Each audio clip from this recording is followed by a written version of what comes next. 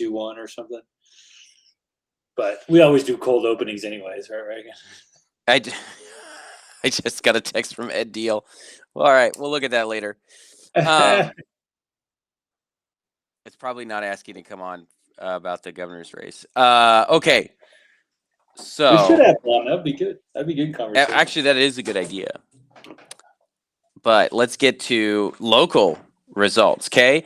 All politics is local. Not really anymore if Donald Trump gets involved in your race. But then, if he doesn't, you do get to have local politics. And some of the local politics in Oregon is getting weird. I would say there's a lot of stuff about data centers. We're going to talk about Benton County. I think that was a referendum on the Coffin Butte decision there relating to the landfill. There's a lot of weird stuff. And local politics is very much not right-left. It's a lot more environmentalists versus builders and NIMBYs versus new residents or newer residents anyway. Well, and even that data center, it's not even a data center in La Pine. It failed in La Pine. It failed like a unanimous decision not to go forward with the data center. Was that at the city council? Is your dog joining us on the Yes, podcast? Apparently. He has a buddy here today, so let me go get my clicker for that. Maybe they should go outside. What's that?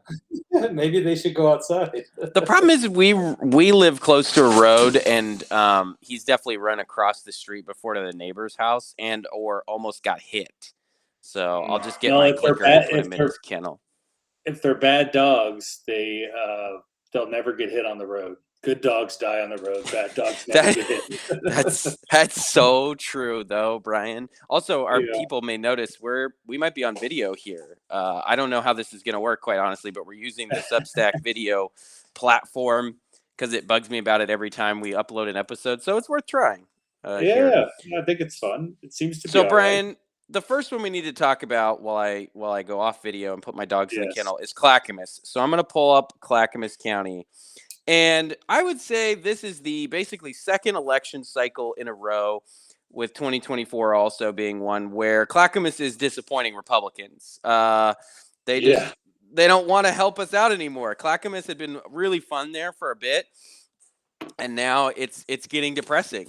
It's failed us on close races, even in 2022. So really, the third election cycle where Clackamas does not perform for Republicans. So starting out in commissioner position 2, which is funny because it's actually going against the grain of what we said. So overall, the commission is going to get more Democrat. But this race is hilarious because former County Commissioner Jim Bernard, who is a Democrat-aligned candidate, came in third. And the two candidates moving forward are Paul Savas, who's kind of considered like a reasonable Republican and has been on the commission for a lot of years, is going to face off against, we'll say, disgraced Commissioner Mark Shull, who was unceremoniously booted after, I don't know, numerous scandals / saying dumb things online.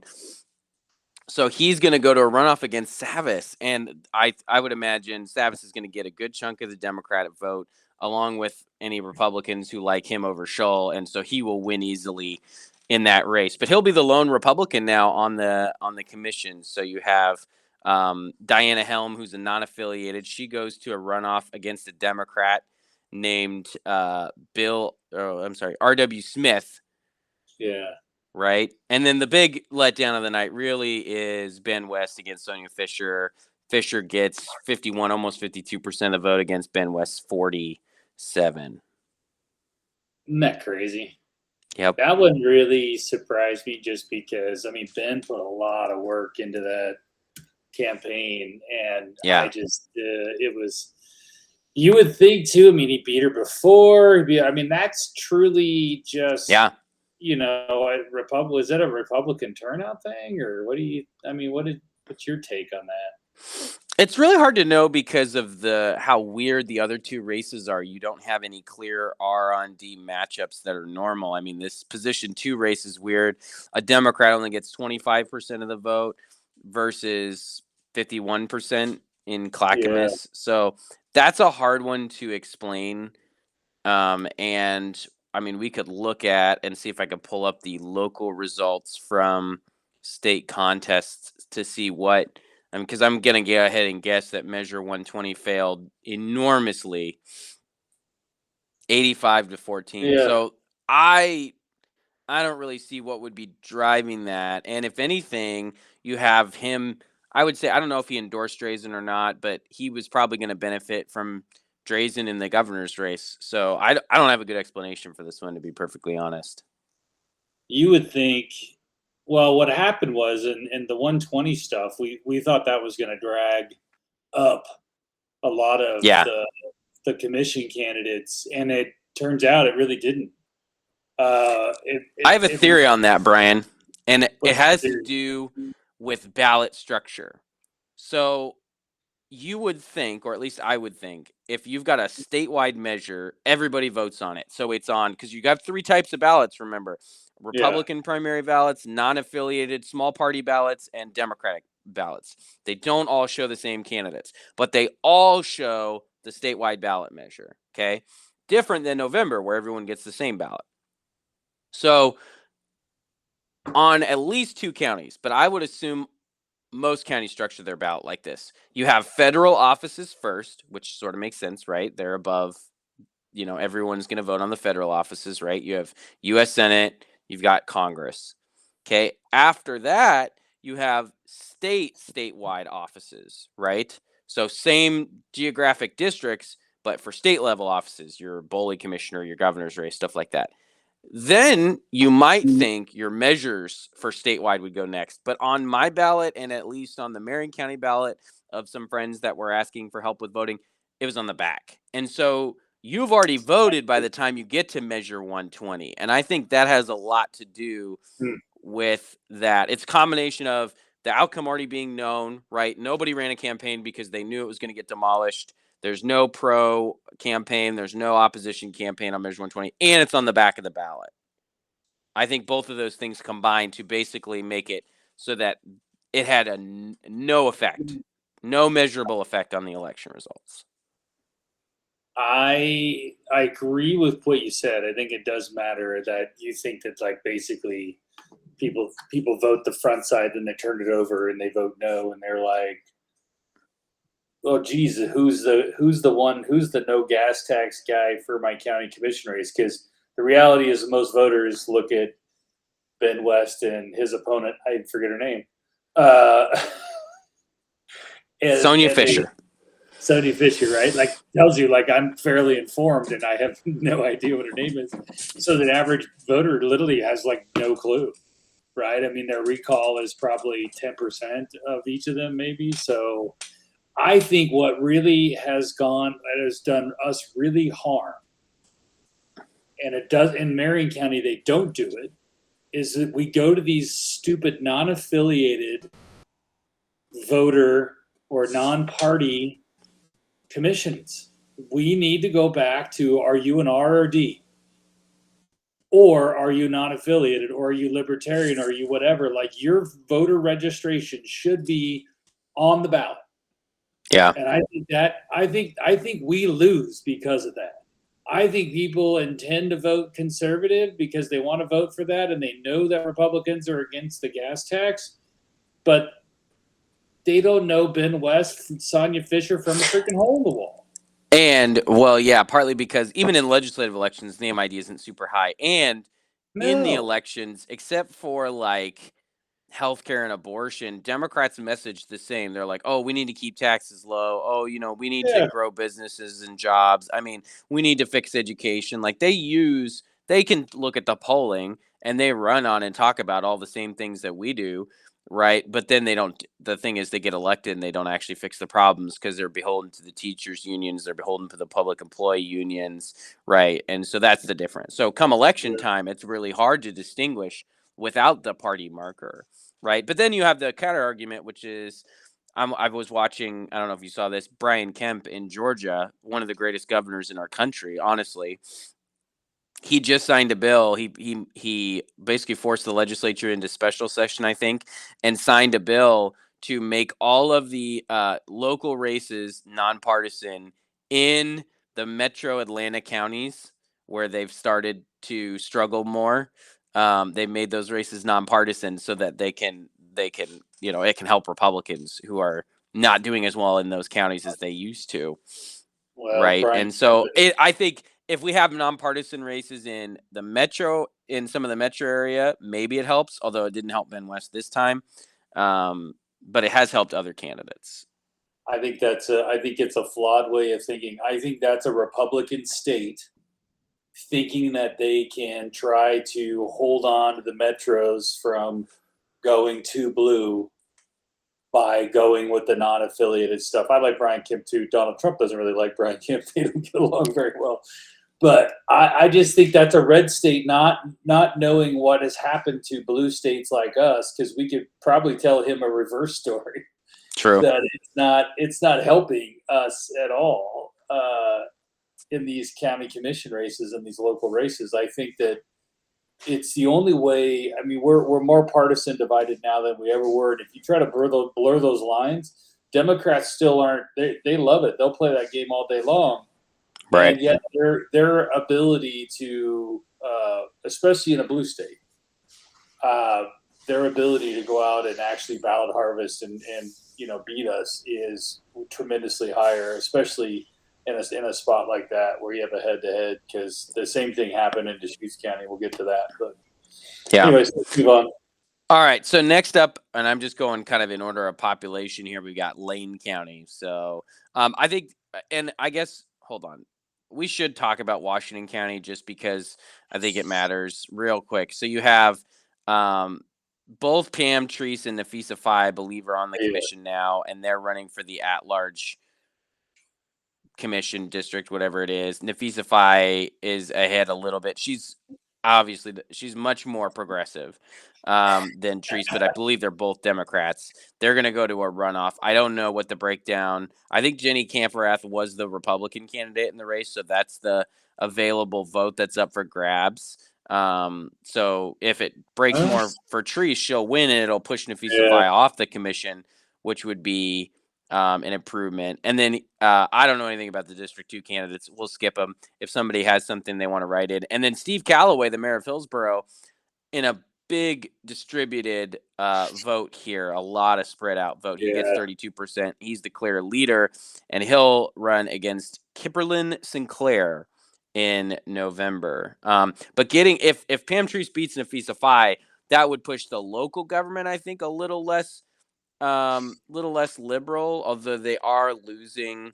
I think it's Jerry Wiley off the commission, who's the more like Republican candidate now. Let's see if I can pull this up here. You're gonna watch me Google in real time. Washington County Commission. Yeah, but don't you think like in that Hillsborough mayor is gonna get, because he's been kind of for data centers, and he's just he's going to get eaten alive in that general, because it's going to be all about data centers. Yeah, 100%. And I mean, that was the issue that really weighed in that Senate race, which was won by the second Solomon number 2. So this is the current breakdown of the commission. So you have Harrington not running again. She's been a bit of a controversial chair. She stopped. I love this. She agreed to stop having budget meetings with staff, and then she said that staff was struggling with the complex or difficult nature of the discussions, basically calling them snowflakes. While meanwhile, her staff was saying she was just basically mean, angry, and belligerent. Right. So that's entertaining. So she's leaving. That's the spot that Nafisa Faye and Pam Treese are both running for. So we'll be interesting to see what the breakdown is on that one. So, okay, now Lane County. Sorry, Multnomah, we don't care. Do something interesting and have Portland City Council election. See, November will be fun because you got the Portland City Council ranked choice voting junk there. That will be fun. So we'll talk about you guys in November. Lane County. So position 1, Ryan Senega. This district would be like the Alabama, the West Commissioner race. This would be the Alabama of Lane County. This is very conservative. Dems don't compete here at all. Springfield is Commissioner 2 position. David Lovall. Not all press is good press for David Lovall. He does get 40% of the vote, but he gets defeated by a non-affiliated former Republican, also generally well-liked mayor of Springfield, I think, Sean Van Gordon. I don't know that this definitely pushes the commission a little more to the left, or at least to the center, by losing Lovell, who I think is definitely more conservative. Sad to see that, because I think, despite the controversy, did a lot of good things there. But this is not necessarily a win or a pickup for Democrats. And then incumbent Commissioner Heather Buck down to Jake Pelroy, friend of the pod. Heather Buck looking at a close race here. What's really funny is on her Facebook page, I'll see if I can find it real quick. She did a post talking about the election, because obviously she's going to make the runoff, but you kind of have to explain why you're at where you're at there. If you're Buck, who's won 2 races, so she won a race 8 years ago to get on the commission, then she won again to stay on the commission 4 years ago. So she writes, with a well-connected Republican getting big money from his friends, we were in a tough fight to hold this seat, says the 2-time incumbent commissioner, trying to turn herself into the underdog. Last Tuesday was just the beginning. I feel confident that we can hold this seat in November. I think she's betting on a big blue wave, which I think we've talked about before, probably doesn't really boost a lot. One, because of the nonpartisan nature of this race, and then 2, because we already have very high turnout in Oregon already. A blue wave is likely not going to adjust that very much. That's my prediction. Could be wrong, but there's the Lane County results. It'll be, I mean, that's the problem with these ones that get punted to, especially something like this. And, it's going to be spendy. And this is another one of those where, I mean, you could probably say Bob Zybach was a spoiler. He was, absolutely. I think Jake would probably agree with that assessment. But I think big man on campaign. Yeah, he did raise a lot of money, man. You got to give him credit for that. He raised a ton. We need to double check these. We'll have him back on, but he raised $295. I'm guessing he broke 300. And now he's probably going to have to raise and spend about the same amount for the fall as well, would be my guess. And the question is, where does Buck go? Do the Dems parachute in more money for her to try to get her closer, right, or win? So be fascinating to watch. Votes is pretty close, man. I mean, she's right. If they can organize and put together that's the problem in Lane County now. Those other commissioners and all the the boomer hippies that live in Eugene can go out and help her. I don't know. She might be able to get it done, but it's that one's going to be tight. I bet it's going to be fairly close to what you're seeing right now. Yeah, because it's hard when people made their choice in the spring. It's hard to get them to change their mind. So they're literally fighting over Bob Zybach's 1,200 votes. And Zybach, I mean, I was talking to Pelroy. Now Zybach says he's not a partisan candidate, but he basically spent all of his time on Lars Larson and in conservative circles, and in conservative Facebook groups. So I would say Jake has a much better shot at picking up those voters. Buck is going to have to go out and find and educate voters maybe who don't care about this race, or who didn't vote the first time, or only voting in November. And I think Jake is a brand new candidate in this district too. And his profile obviously registered really well as a veteran, as a small business owner, all of that stuff. So I think she's got a tough job ahead of her, but Jake obviously can't let up if he wants to win this in November. No, and I didn't follow. Well, I have to ask him at some point to see. I know he was kind of tied up in the whole garbage fiasco that's happening. Yes, another one of those local issues that just is. He also hit her pretty hard, and I think this was a great strategy on his part for campaign. She voted to raise her own pay, and people hate that stuff. Yeah. They just absolutely hate it, and I don't know why candidates do it. It never wins too, because remember Jackson County, they voted to cap their pay.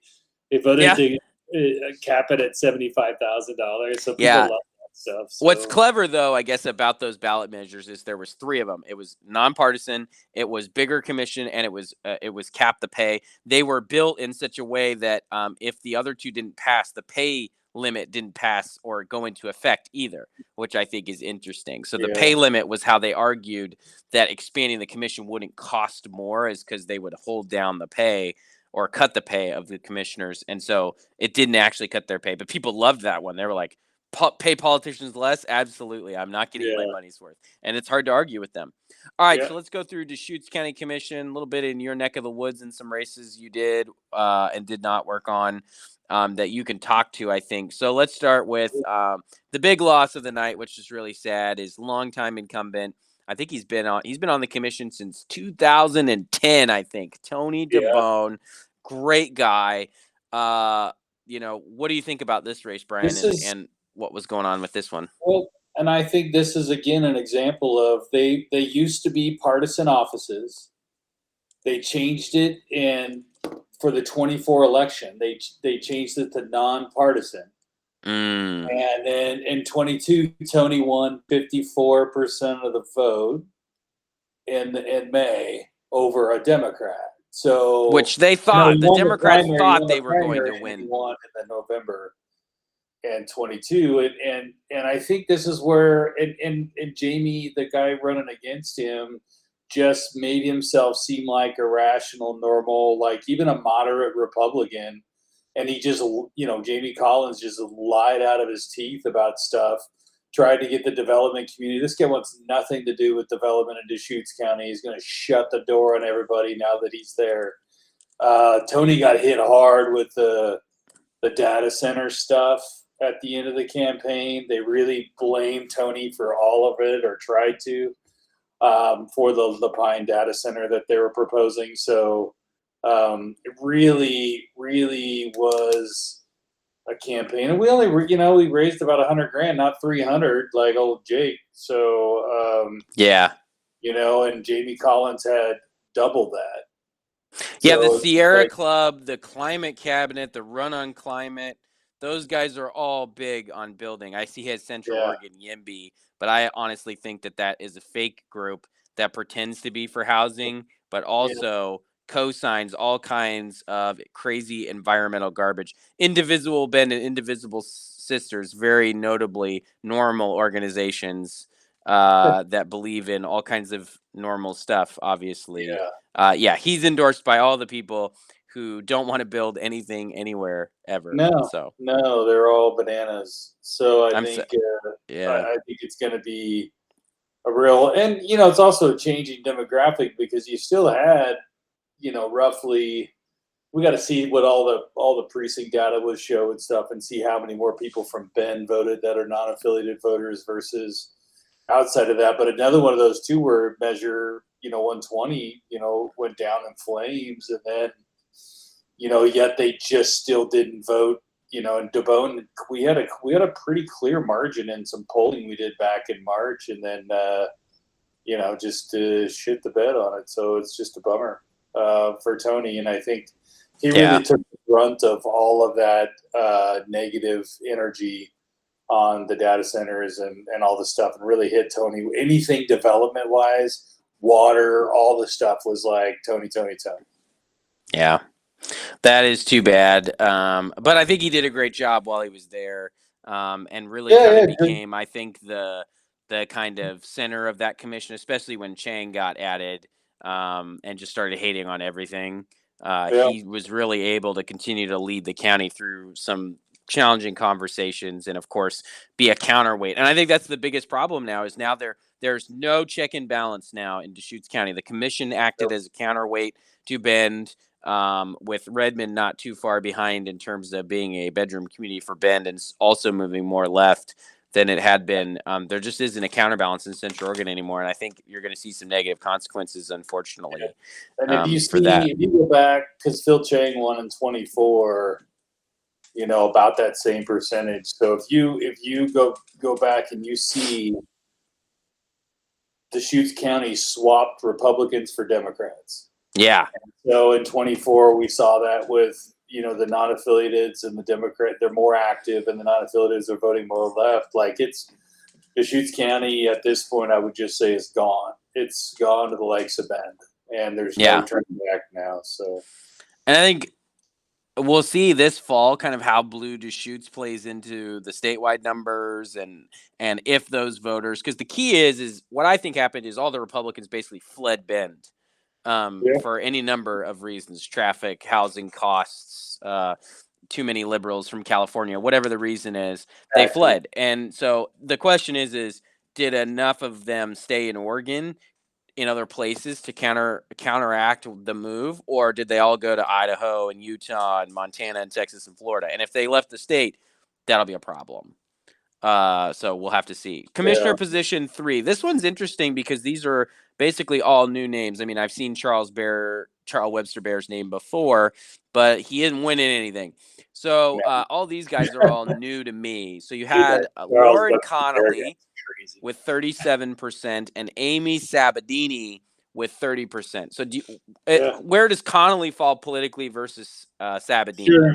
Schmoller worked on this race and we worked together on it. So, good for Lauren's, she is technically a non-affiliated voter, but I think she leans right. So she was endorsed by the Deschutes Republicans and stuff. So, she's going to move forward, but I think, she's going to have to make the case. We had some split voting going on because there was a lot of D on D crime in that position 3 race. Amy Sabadini and Amanda Page were first fighting to see, who could be further left. But you can't beat what's not Sabadini, the other one, Amanda Page. Page is like, she grabs every wing thing you can find, and she's on the front lines of it. She is, the blowhorn in front of the ice facility chick, right? So like she's just off the rails. But Sabadini's a little bit more normal. So what will really, you can see even in her logo, Page for Progress, right? It's just what is that? A bunch of sickles? I don't communist sickles? What is that? It's all just tribal democracy project. Just look at that stuff, man.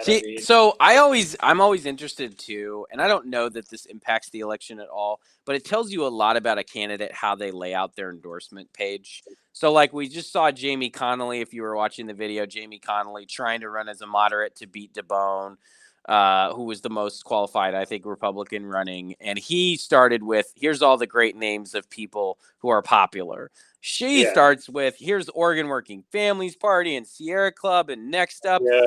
So if you're, and this is the thing I love about Bend Democrats, is they are just like, what will work in Portland absolutely works here. Next Up Action Fund is so Portland. No one's heard of it. It used to be called the Bus Project. Color Pack, Oregon Futures Lab, those are all Portland-centric organizations. But she lays them out on her page like people are going to know who they are out here. And I think that's hilarious. Isn't it? It's pretty wild. She obviously, she came in third. So, the question will be. It didn't work. Because I think Democrats were kind of divided in that. It was a whole big fight within the Deschutes Democrats, too, on that race.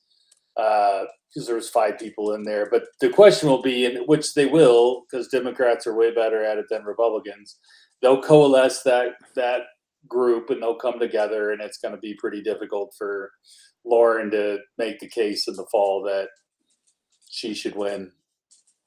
But she'll, without compromising maybe who she is. So we'll see. I don't know what will end up with that, but I think it will be interesting to watch that one kind of play out. Lauren had a tough time raising money, so it'd be a hard sell for me if I was a donor to give a lot of money to that race. Did Jackie Dingfelder, former Portland state senator, move to Bend? Why does she have Jackie Dingfelder in her endorsement? These Democrats, man, they crack me up. I know. See, this is what reminds me of that. Remember that Oregon Lives or the Oregonian survey they did with DHM? And they said these people are thinking about leaving Portland. Well, they all are moving to Bend. That's the one. No joke. That's the problem. They'll leave Portland and move to Bend, and it's just like, oh my gosh. So, and then Rick Russell versus Chet Wambolt. So who's Rick Russell? Chet was the Republican candidate, right? And tell me about Rick Chet Russell. ran for city council before. Rick Rick Russell basically ran for to keep his job, which is a nonprofit doing housing for homeless people. So now he gets to keep his job. So yeah, some people like him. He comes off as a likable guy. I mean, even you can hear him like on some of the debates and stuff, and he tries to come off as a fairly, moderate D, I think is what he probably sells himself as. So he did get some support. He got where other people didn't. He got some builder support. He got some realtor support. So because Chet just didn't really have the breadth of resume that people were comfortable with. So, but Chet's a nice guy. He really cares about the community. He's a firefighter, good guy. All the things. So, but that is when I look at that race, there is what I stare at when I'm looking at the fall. Yeah. 33. Yeah. And that's Deschutes right there. That's the partisan break on Deschutes in a lot of ways. Yeah. And then the last position. So Chang, the only one who does not face election this time. And you got these two positions that you'll have to run again in 2 years to stagger the commission properly. But you've got Rob Imhoff and Morgan Schmidt going to the runoff. Ron Rondo Buzel continues to be the funniest name on the ballot of all time. Doesn't get a lot of votes, but it is funny to see there. And then I'm assuming Jennifer Letts was like a liberal spoiler against Morgan Schmidt. Is that right? They are sisters. Yeah. She's so she definitely was. I don't think Rob would have got some of those votes. That would have been, I think, a little bit closer, but probably break to Morgan Schmidt. So Rob's he did a great job. Fundraise, come a long ways as a candidate.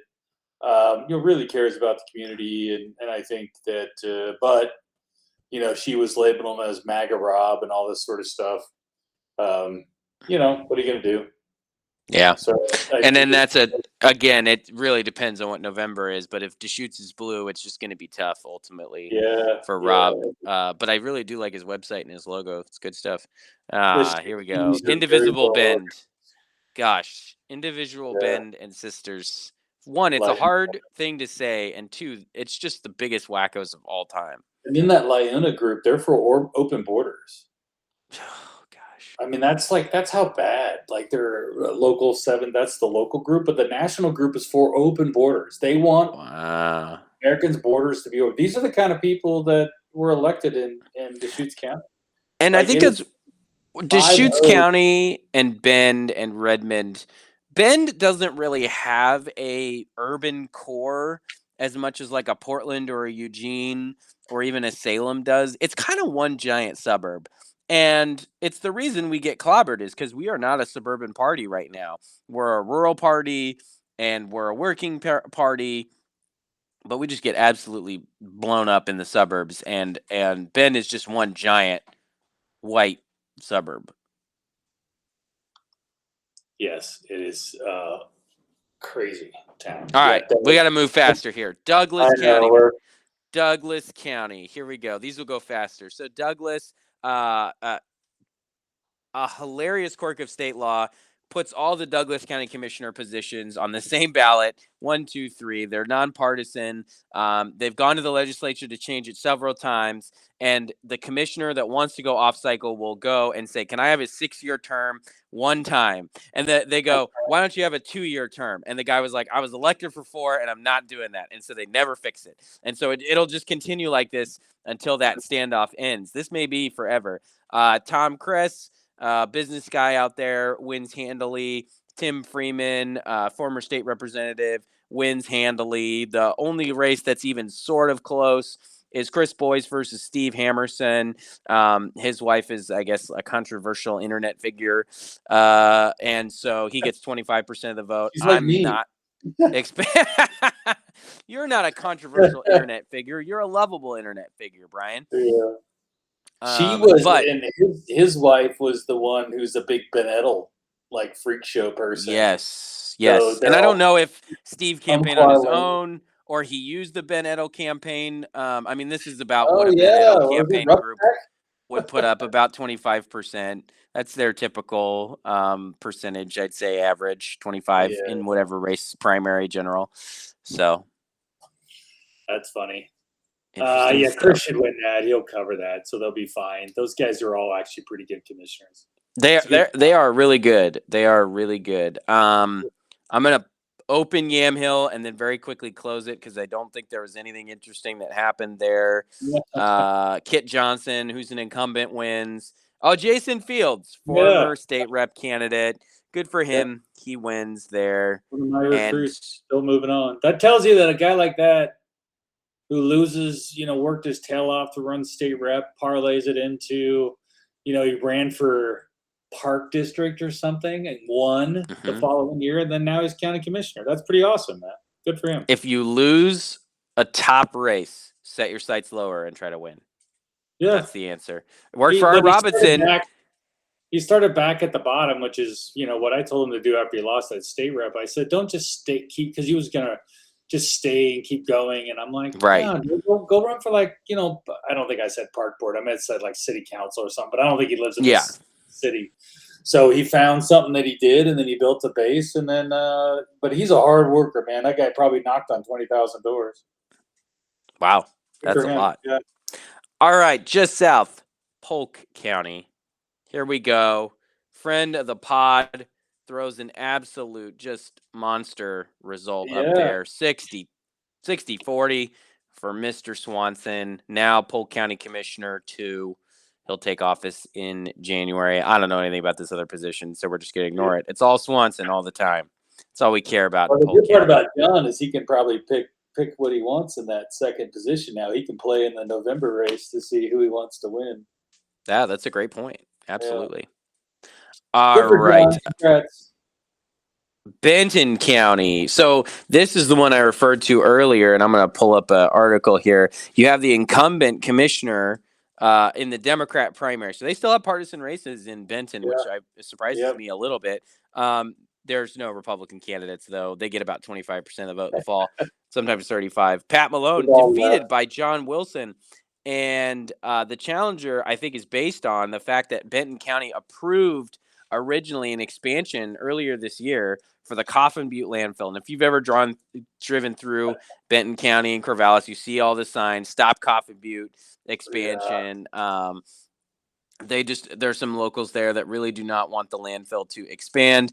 I think any strategist could have told you, based on those signs, that if you vote a couple of weeks or a couple of months right before your election as an incumbent to expand the landfill, you're probably going to lose. And that is exactly what happened here. That was a pretty easy one. I think, honestly, if you have all the information in front of you to just say, yeah, this guy's toast. Where do they want the trash to go? It's a great question. They want it all to just stop magically. They want us to stop throwing things away. Corvallis was another town full of boomer hippies, but they just a fight looking for a spot, and that Coffin View thing just lands on it. But but you're right. It's kryptonite. Absolutely. All right, Josephine County. Josephine is probably the most fun county to read about and the least fun county to live in. That's my read on this, is that if you're a resident there, local politics probably makes you feel pretty insane. And if you live everywhere else, you're like, oh, okay, it could be worse. And that's Josephine. So you've got 2 commissioner positions up. It looks like they are both going to be contested in November. The most interesting one is recalled Commissioner John West is trying to get back into office. His comeback bid is not, I wouldn't say terribly strong. He does poll almost 30% of the vote. Colleen Martin, who I think is the incumbent commissioner here, 46% of the vote. But yes, he was recalled, and that was back in December. That was a special election of December 2024, in fact. So that's fun stuff there. I'm very aware of that loser, John West. He was. You mean that in the literal sense, as in he lost races, right? Yeah. But he was a huge hater of Christie Goodwin, and really led the charge of trying to file a lawsuit against her that she didn't live in the district and all this sort of stuff that, against Noah Robinson back in 24. And that was probably the biggest reason why Christine lost that race, is just this lawsuit, this fake lawsuit that he filed, and then pulled the lawsuit because he had no basis for the claim. So they pulled the lawsuit after literally the next day after we lose the primary. I think it was 54-46 or something like that. He pulls the lawsuit. And then a short, 2 months later, he resigns because they were recalling him because, he's just a POS. And remember that for like 6 months to a year, they didn't have a functional commission because two of them had resigned. One got recalled, John West. The other commissioner, whose name I forget, resigned. And they had one commissioner. And so then they had to have, what ended up happening was all the other county officers form a board under state law. Your assessor and your treasurer and your sheriff and whatever, they form a board and they pick commissioners, which is funny to me. I'm shocked it's not the governor that picks them. Honestly, I would. They do if they don't. They do if they don't. If they don't get one picked, I think it's like 45 days or something. Yeah. Okay. So it does default to the governor. There's fallback. So guess what? If you're trying, as Josephine often does, anarchy, we have safeguards in place to prevent total anarchy. So Josephine continues with mostly anarchy. Fun place to operate, I'm sure. Yeah. Oh yeah. All right. Quick trip. We're in Southern Oregon. Let's jet over to Klamath County, home of governor candidate Christine Drazen, or at least her hometown. She doesn't live there now. She's in Clackamas, but she's a small town Klamath Falls girl.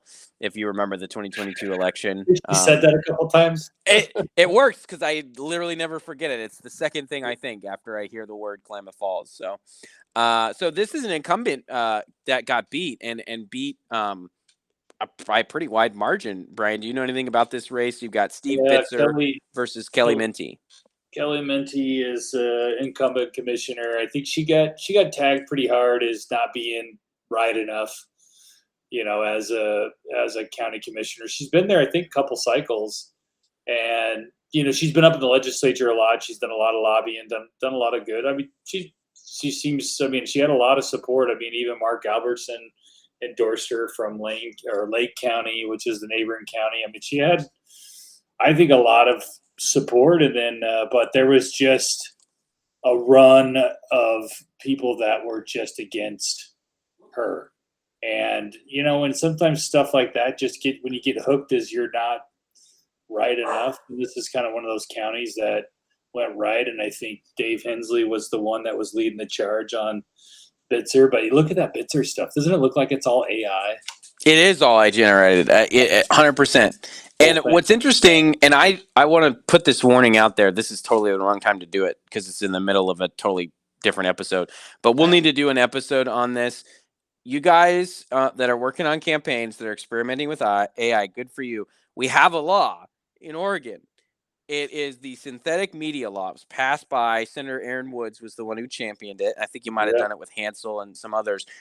Get up to speed on what the disclaimer requirements are for synthetic media, because I kid you not, in all these fall races, in order to damage candidates, and with AI having a pretty low approval rating on its own when you ask people if they have a favorable or unfavorable view of AI, you're going to get hit. It's going to be the same thing. It's going to be ethics complaints, campaign finance complaints, and failure to disclose AI complaints. So get familiar with Oregon's law on what it requires. It just requires a disclaimer. It's usually a pretty simple disclaimer. That's the only thing. But the penalties are huge if you screw it up. So especially if you put any AI-generated material on TV, if you put it on mail, if you put it on social media with a spin, get familiar with your disclaimer requirements and get it right. Yeah. That's my warning, my reminder. And I don't know. Now, Steve Bitzer, he may be a great guy too. So I don't know him. Oh yeah, I don't know him. 100%. I just thought it was just because she was an incumbent to get walloped like that pretty hard. It was really pulling all the stops out. So, but Kelly, she was a good commissioner. Was there long enough. Sometimes you could probably say this about Tony. Sometimes people stay too long at the table, man. and it just takes the right cycle and the right person to come run against you, and but that's why we have elections, I guess. So. All right, another messy one out there in Lincoln County, position 1 especially. I don't know if you know anything about this one or just the other ones, Brian, but position 1, what a mess. Just no jungle clear primaries out on the jungles. Yeah. Lots of people run because nobody wanted to get into the position 3 race because that was that. So everybody else, that was this guy, Walter Chuck's run before, and this Curtis Landers race. Pretty close race, like 300 votes looks like there. So nobody wanted to get into that. So everybody else goes into the other race, right? And I forget position 1 or 2 was the lady that died. Yes. But I forget. I think she was position 1. So both open seats. And I remember Casey Miller's name because he got, I can't remember if he was forced to resign or he got recalled or whatever, but there was some controversy around him and fighting with the other commissioners about how they were doing business. My read of it, and I could be totally wrong with this, that Casey was trying to bring some transparency and stuff, and his other commissioners, I had heard they put him in a separate office building and stuff and tried to attack him on some other thing. I don't know anything for sure. But anyway, he's going to make a runoff against Kathy Rigby. Yeah, it's hard to even follow the drama that happens out there. It's true. So yeah, it's constant, and Senator Anderson lives there, and so I'm out there a lot, but I never. He'll read me up on all the crazy stuff that's happening, and I think Casey Miller is the incumbent in position 1, so it was position 2 that was the lady that died, and I forget her name, but that's going to be interesting. But there's always, this is another one of those counties, kind of like Benton County, where you have Newport, which is just full of, I know Gomberg hates it when I call them all boomer hippies, but I apologize. But I don't know what, it's just the best way to put people that, because if you drive into Newport, they're there every day with their signs like that says, I hate Donald Trump. Right. I mean, so there's just like that group of people, and they've been the same ones that are fighting like the ICE facility that they were talking about putting into the Newport, and they went all crazy on that. Like they're just always looking for a fight on something, and then now it's the eelgrass, or it's like they're just constantly looking for something to fight and some cause, right, to go after. And sometimes it bowls over into your elected officials. So it's got to be a tough, like Josephine on the far right. This is like Lincoln County on the far left, right? So just constantly battling whoever's in power for some reason because you didn't vote left enough or right enough. So those counties are kind of interesting that way. Like they're the same but different. And Casey Miller, I can't tell his political affiliation because he doesn't have any endorsements on his website or anything like that. Rigby, on the other hand, Color Pack, Oregon Futures Lab, again, Portland-centric organizations, endorsed by Melissa Bird, who was the crazy far lefty running against Hoyle. I mean, she's very clearly the left-wing candidate. Yeah. So if Miller can consolidate the rest of the vote, he'll be in good shape for the fall to hold his seat. Carter McIntee. I feel like the McIntee family, I know that name. Are they the most Chowder Bowl folks? Yeah. He's run a few times. He keeps running. I don't know if he keeps expecting a different result. But Carter, he's a good kid. He's younger. He's the son, well, when you Google, and one of the first things you find is his wedding website, he probably is young. Nice guy. I think he cares about the community and stuff. So he's a good kid. He's one of those where you got to say, dude, you need to go get on budget committee or something, right? Run the water district or whatever. Yeah, something. Yeah, get yourself going on a little bit more. But yeah, it's an interesting county to say the least. I think that, it's funny. I was listening to, gosh dang, I'm trying to give him the right credit. It must have been Joe Rogan or one of these guys on Joe Rogan, because they said if you take the far, far left and you take the far, far right, eventually both of and then all the conspiracy theories and all the craziness that happens in the far, far right and the far, far left, they ultimately will end up at the same spot. Yeah. No, you're exactly right. People look at politics as a spectrum, right to left as a line. It's not. It's a horseshoe. It's a horseshoe. Yes. such a horseshoe, and I think that's Oh a good way of gosh. putting it as a horseshoe. So, Yeah. yeah, I All did right, like that. Brian. That Here's our Rigby's logo, county. though. I like Here's that our Rigby county logo. list. That was good. So here's Hey, our run list. over to Wasco County. Wasco. Okay, we're headed to Wasco County. Let's go back to our map. Those I do are love this map, by the way, to click on the election results. It's yes. fun that it's a county shape. Good job. Good job, elections team. Whoever put that. Now just there's Wasco. It's got home of the Dows. So both these commissioner races, I think, are going to be interesting because they both moved to runoffs. Yeah. So there should be some, but there was some pretty, interesting discussions there because data centers, because Google's in the Dows, and that's in there. Yeah. So that's going to play out. I'm only flagging it because I do believe, and I tweeted this, and we just got a text too from Dave that said he quote tweeted my text on it, or he quote tweeted. If you text it, how do you refer to that? He took my X post and he put it in a text to us, and because I just said, talking about data centers, I just said it might be the defining issue of the 26 campaign season, and I just got a feeling it might be. I got a feeling it is the defining issue of it, and I think it's going to be hard for Republicans to take a position on something because the Dows is benefited greatly by Google being in the Dows. Like it's provides a lot of jobs, a lot of income, a lot of property taxes, a lot of things that community is building around has happened because of Google's presence in the Dows. And I think that this is one of those issues where you got the far right and you got the far left emerging on the hate of data centers. Yeah. And we're already in a position where you can't do other high tech, at least very effectively, or other manufacturing base because we don't have you can't put together big enough land masses to build these things on. They keep trying in Hillsboro, and we're seeing how that goes. Every time they bring it up, the land use nuts go at it like it's the end of the world. In terms of defeating that stuff. If they can read in, well, this doesn't ban data centers immediately. That bill promotes data centers, and they just go absolutely after it. To where even the governor in her prosperity bill, which didn't even deal with data centers, had to put in a 1-year moratorium or something in that bill. I mean, that's how far it's going to go, and I think that is going to bleed into. And you already have some anti-social media folks on the right. Remember how they were bringing in the social media companies, especially under Biden, and talking about how biased they are, that if the R's go against it from the bias side of things, saying Facebook still isn't friendly enough to conservatives, Google still isn't friendly enough to conservatives, right? Those kinds of things. And then you have the D's coming out from the left on the data center angle. These guys are going to be in a tough spot.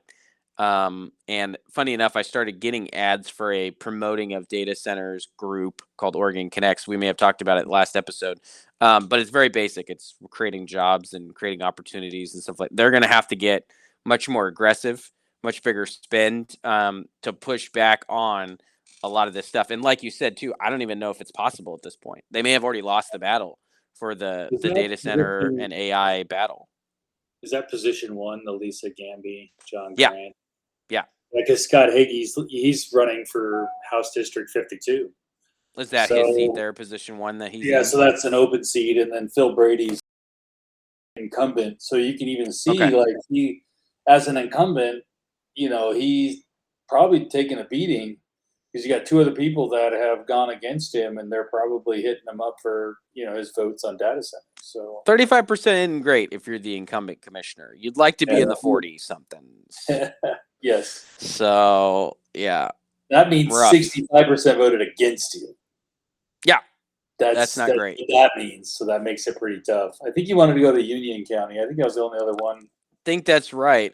So Union County, and I'm fascinated by this. I don't know enough about the local politics to really get serious about it. I know two things here. Mark Simmons, former Speaker of the House, who ran county commissioner 2 years ago, has tried again, did not win. I don't know if Corey Miller's the incumbent, though. That's the thing I'll have to check here. Let's see if we can find the Union County, Oregon commissioners. There it is. And so he was currently on the commission. if he's so it's an open seat. I think might be Paul Anders's seat actually, if he's position number 1 that they're replacing out there. And he's been a commissioner, position 1 for a long time. Yeah. And so Corey Miller wins that race against former Speaker Mark Simmons. And I don't know the local politics, but I did think that was notable. And then you've got a runoff, Scarfro, an incumbent, against Donna Beveridge, who retired, I think, left the commission. Yeah. Is back. And that's a battle. Friend of the pod, Isaac Nsinko, actually related to, I think it's his grandma, Donna Beveridge. I saw a Facebook post about it. He's the chief of staff for Todd Nash. But anyway, there's some longtime family out there. That one's going to be probably interesting to watch this fall because, again, 39% as an incumbent, not where you want to be. Not where you want to be. And then if, you're Isaac, I wonder if Isaac's working on that campaign. I don't know. I'll ask him. I'm sure he better be, that would be a fun one. Not exactly a big area. No, not a big area. I mean, it's mostly 26,000 population. Probably 12,000 of that live in LeGrand. Yeah. Or right around LeGrand, and then you got all the people out and about. So, yeah, it's going to be. Some of these will be interesting to watch. However, probably only like 2 or 3 people are really going to care about. I mean, I think the big ones that people are that is probably could shape up to be big races is going to be Jake's race, Pelray's race in Lane County. Yeah, that'll be a big expensive. People are really going to watch. We'll watch this one in Union County just because we know the players. Mm-hmm. And then, Clackamas County, it's fun to watch Mark Scholl, who basically does nothing. He doesn't run a campaign. In fact, he specifically said he wasn't going to and wasn't going to spend money. I mean, I think Savas should win easily because the Democrats will vote for him. I think so. So that shouldn't be a problem there for him. But that's going to really make a huge difference for us in Clackamas County because our legislative seats, Christine Dresden, I would imagine, doesn't have a path to winning the governor's race unless she performs well in Clackamas County.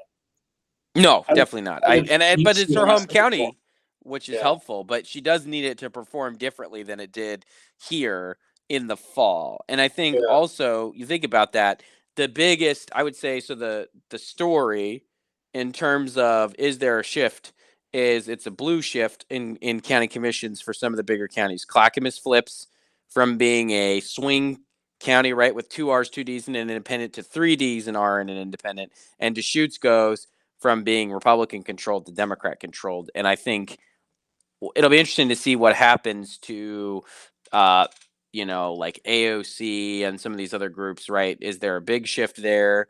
They're structured a little different internally, so it may not actually make it a big shift, but it's going to have an impact, I think, at some point in terms of this, in terms of the direction for stuff. So I agree. All right. Well, there's the local races, Reagan. Look at that. We covered them. I think we did a good job. 40%. 40.01% voter turnout. Great job. That's pretty good for a primary, honestly. 40% turnout, especially since a good chunk of our voters here are NAVs, not actually voting. So they're not actually involved. There was an Oregonian article that came out today. Yeah. Talked about it. We had a 6% spike roughly in non-affiliated voters. And then we had about the same percentage growth in is that yours or mine? That's yours. And as everyone can see, I'm not logged into Twitter, but I was going to go to a tweet from John Horvick where he said he actually disagreed with some of the premise of the article, but we don't have time to break that down now. Brian's got a call. I've got a call. Yeah, it's crazy. I don't. It's not my computer, right? Oh, that is so strange. I can't find anything on mine either. So look at that. It's just ringing. We're not logged in. Look it. We've never claimed to be technically proficient, you guys. I know, right? We're here. We're on a new platform, so I'm looking at my phone. I'm like, nobody's calling me. I will say though, this worked a lot better than the other platform that we tried. So kudos to Substack. Yeah. It didn't break. We didn't get booted. It's all been very clear. We've been recording for 59 minutes and 33 seconds. I do like that you can do the screen while we do it, so that's kind of cool for us. No, that's cool. Here, I'll stop sharing so people can see our faces. Whoa! We don't want that. We don't want that. Look at Good, you that. get to see my Arizona office. Look at that. Is that the cow behind you? Yeah. And I got the pool. The pool's right here. Look at Vicky's that. out there laying by the pool. So we're gonna All come right. home today, though. The fun's over. We got to get back. Got a graduating senior. Yep. So we graduates next Friday. So Huge. we have to get home. We waited down here because my oldest son just got back from his mission trip in Central America. So he was down there for 10 days after his junior year of college. So now he just left this morning and back to Prineville, and we're flying. I said, drive safe. I'll see you tomorrow. Drive-ins for the birds there. Congratulations. Yeah. Good job, Britt, as we might say in the office, on that. So that's awesome. Really excited for you guys. And also, what are you going to do now that you're an empty nester, Brian? Or here's the thing, though. They're both probably not all the way on their own just yet. So you got a little bit of time left probably before they both They're going to both be home for 3 months over the summer. So I'm not. Yeah, you're actually going to wish you were an empty nester this summer. That's what you're going to wish. Yeah, from the end of August, be like, don't you guys got to go to school by now? Aren't you leaving off to go to, and I had this, and we'll end it, but I just got to really kind of, just because it's on the forefront of my mind, just there was a study came out that basically 2/3 of Americans think higher education is worthless. Yeah. And it's really because of all the woke bullshit and stuff like that people teach. And both my kids my oldest goes to Grand Canyon University down here, and my youngest has chosen to go to school here as well. It's different at Grand Canyon University, and it's a private university. It's not their job isn't to keep you there forever. Their job isn't, this isn't an advertisement for Grand Canyon. I'm just saying, it is, because if you want your kids to get a quality education in a Christian environment where they actually believe in God, and they have worship service every Monday and inside the basketball arena and stuff like that, and they really push it, and they just want you to learn. My son's graduating a year early because they said, hey, get yourself out of here and you can do stuff online to get yourself. It's not there just to take my money. And I think they're great, and they've done wonders for my oldest son because he was not even going to go to college. And I wasn't sure what he was going to do, but he found a home at Grand Canyon, and he's made some wonderful friends, and it's a great university, and I couldn't recommend it highly. And we looked at a lot of schools for Britt to go to play golf for, and he talked to a bunch of them, and he just said, Dad, I'd rather go to Grand Canyon. And he's going to play on the club team there for a year or so. He doesn't, and then kind of see if he can make the real team. But it's been fun. It's been good to see them go, and I do like the fact that they're it's Reagan probably half the reason why we bought a house in Arizona, so Vicky could be close to her boys. So, but you'll learn that as your kids get older. Mom will go wherever they are. Yeah. There you go. Well, that's a great place to wrap it up. Yeah. Enjoy what little bit of the Arizona you got left before it gets too hot to enjoy Arizona. And I'll see you soon. We'll probably take a little bit of a pause here unless we get like an amazing guest, or we'll do an emergency pod whenever we get news. But let me tell you, it's been like speaking of Arizona, a news desert out there. There is absolutely nothing going on. And it's going to be that way at least until June legislative days. Yeah. In 2 weeks or so. So we'll see you guys at least for Ledge Days. But we'll probably have a little bit of a pause. So enjoy your summer.